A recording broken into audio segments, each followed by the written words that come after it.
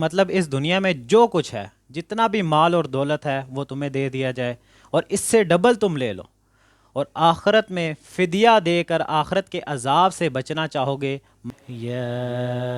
ایہا الذین آمنوا اذکروا نعمت اللہ علیکم، اللہ کے رسول صلی اللہ علیہ وسلم نے فرمایا، اس ذات کی قسم جس کے ہاتھ میں میری جان ہے، میرے اس دنیا سے جانے کے بعد مجھے اس چیز کا ڈر نہیں ہے کہ تم لوگ اللہ کے ساتھ شرک کرنے لگ جاؤ گے، بلکہ تم دنیا کے مال اور دولت میں پڑ جاؤ گے، آخرت سے غافل ہو جاؤ گے، دنیا کی لالچ میں پڑ جاؤ گے، آخرت سے غافل ہو جاؤ گے۔ اس آیت میں اسی بارے میں بتایا گیا ہے، جو لوگ دنیا کی دوڑ میں لگے ہوئے ہیں، جو لوگ مال اور پیسہ کمانے کے لیے لگے ہوئے ہیں، اس آیت میں ان کا ذکر کیا جا رہا ہے۔ اعوذ باللہ من الشیطان الرجیم،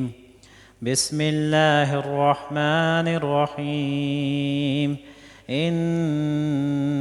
الذین کفروا لو ان لهم ما فی الارض جميعا ومثله معه ليفتدوا به من عذاب يوم القيامة ما تقبل منهم وَلَهُمْ عَذَابٌ أَلِيمٌ۔ بے شک جن لوگوں نے کفر کیا، اگر ان کو دے دیا جائے جو کچھ زمین میں ہے سب کا سب، اور اتنا اور ان کو دے دیا جائے، مطلب اس دنیا میں جو کچھ ہے، جتنا بھی مال اور دولت ہے وہ تمہیں دے دیا جائے اور اس سے ڈبل تم لے لو، اور آخرت میں فدیہ دے کر آخرت کے عذاب سے بچنا چاہو گے، ما تقبل منہم، تو ہرگز قبول نہیں کیا جائے گا، وَلَهُمْ عَذَابٌ علیم، تو تمہارے لیے دردناک عذاب ہے۔ دیکھیں یہاں پر جو لفظ یوز ہوا نا، ان الذین کفروا، بے شک جن لوگوں نے کفر کیا۔ کفر کرنے والے کون ہیں؟ جو اللہ کے ساتھ شرک کرنے والے ہیں، مشرک ہیں، کافر ہیں، یہودی ہیں، عیسائی ہیں۔ اب دیکھیں مسلمان کیسے کفر کرتا ہے۔ کفر کے معنی ہے انکار کرنا۔ دیکھیں آپ کوئی بھی کام کر رہے ہیں جو اللہ کے قانون کے خلاف ہے تو آپ انکار کر رہے ہیں۔ آپ نماز نہیں پڑھ رہے، آپ انکار کر رہے ہیں۔ تو اسی بارے میں بات کی جا رہی کہ بے شک جن لوگوں نے کفر کیا ان کو پوری دنیا کی دولت دے دی جائے، تمام فیسلٹیز دے دی جائے، اور اس سے ڈبل اللہ پاک ان کو اور دے دے، آخرت کے عذاب سے بچنے کے لیے اگر وہ فدیے کے طور پہ دے دیں کہ آخرت کا عذاب ان کو نہ دیا جائے، تو اللہ پاک فرماتے ہیں ما تقبل منہم، میں ہرگز اسے قبول نہیں کروں گا، وَلَهُمْ عَذَابٌ علیم، ان کو دردناک عذاب دوں گا۔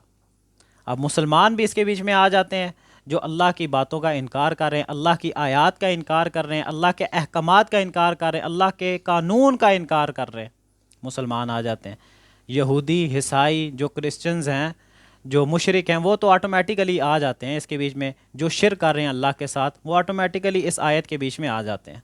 یہاں پر ایک حدیث صحیح بخاری کی حدیث نمبر 6557 ہے، حضرت انس بن مالک رضی اللہ تعالیٰ بیان کرتے ہیں، رسول اللہ صلی اللہ علیہ وسلم نے فرمایا، اللہ تعالیٰ قیامت کے دن دوزخ کے سب سے ہلکے عذاب والے سے پوچھے گا کہ اگر تجھے دنیا میں سب کچھ میسر ہو، اس عذاب سے بچنے کے لیے تو اسے فدیہ دے دے گا، وہ سب چیزیں فدیہ دے دے گا اس عذاب سے نجات پانے کے لیے، اس عذاب سے بچنے کے لیے؟ تو وہ کہے گا کہ ہاں۔ اللہ پاک فرمائیں گے کہ میں نے تجھ سے اس سے بھی سہل چیز مانگی تھی، اس سے بھی آسان کام کرنے کے لیے تجھے کہا تھا کہ میرے ساتھ کسی کو شریک نہ ٹھہرائیں، میرے ساتھ کسی کو شریک نہ ٹھہرائیں، شرک نہ کریں، لیکن تو نے وہی کام کیا، تو نے دنیا کی لالچ میں پڑھ کے میرے ساتھ ہی شرک کیا، میں نے صرف تجھے کہا تھا کہ میرے ساتھ شرک نہ ٹھہرائیں، تو نے وہی کام کیا جا کے۔ یہاں پر اب تیرے پاس پوری دنیا کی چیزیں میسر ہوں تو اس عذاب سے تیری وہ جان نہیں بچا سکتے۔ دوسری آیات میں آتا ہے کہ آپ کے والدین کوئی کام نہیں آئیں گے، آپ کی اولاد کوئی کام نہیں آئیں گے، آپ کی کوئی سفارش کرنے والا وہاں پر نہیں ہوگا، کوئی فدیہ قبول نہیں کیا جائے گا۔